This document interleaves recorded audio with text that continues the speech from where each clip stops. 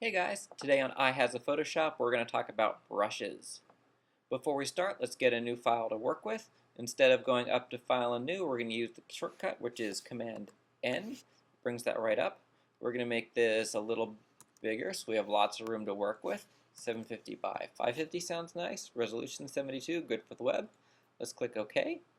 The brush tool lives over here. It's that little guy that looks like a brush. If you're not on the brush tool and you want to get there, you can either click on him or you can hit B. That's the keyboard shortcut. There are two main points to the brush tool that are important to know about. The first one is the size of the brush.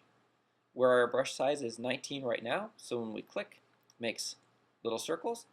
We can increase it by right-clicking inside and then pulling this number up even further, and makes bigger circles. If you want to control the size of the brush without having to right-click, the keyboard shortcuts are the right and left brackets. The left bracket makes it smaller, right bracket makes it bigger.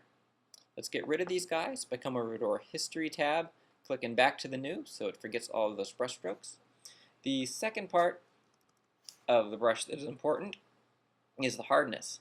The hardness is how sharp the edge is and how much it feathers away. So if hardness is 100%, it makes a circle with a nice hard edge.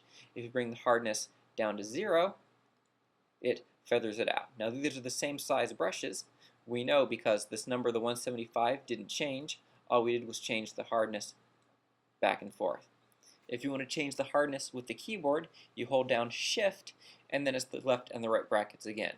Where nice and hard, hold down Shift, left bracket, makes it soft, hold down Shift, right bracket, brings it back up to hard again. Let's get rid of all of those guys. Let's talk about the opacity. The opacity is how much of it remains solid and how much of it is transparent.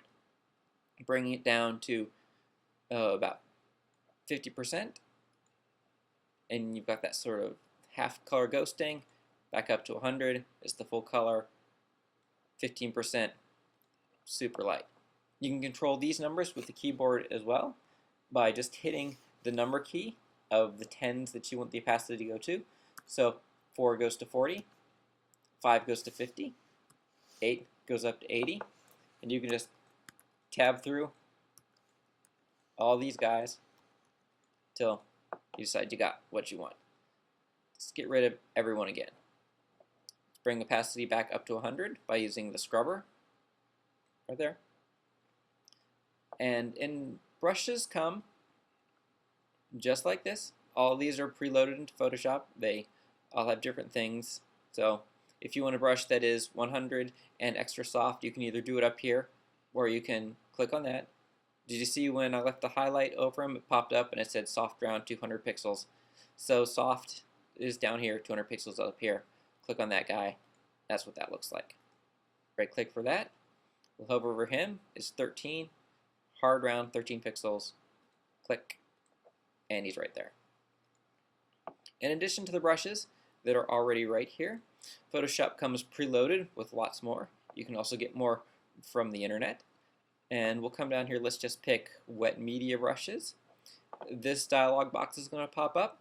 It wants you to replace the brushes. Well, it asks you if you want to. If you click OK, it'll get rid of all of these guys and replace it with the brushes we're about to have. If you click Append, it will put the new brushes down at the bottom. And if you push Cancel, it will do nothing. Let's click Append. And it added the new brushes right down here at the bottom. Let's just click one of these guys to see what they look like. This one, increase its radius a little, and this guy has a nice sort of splattery effect with a texture to it. And all these brushes probably going to do something different. Yep, this one does that. We'll increase its radius so you can see them. And that's brushes in a nutshell.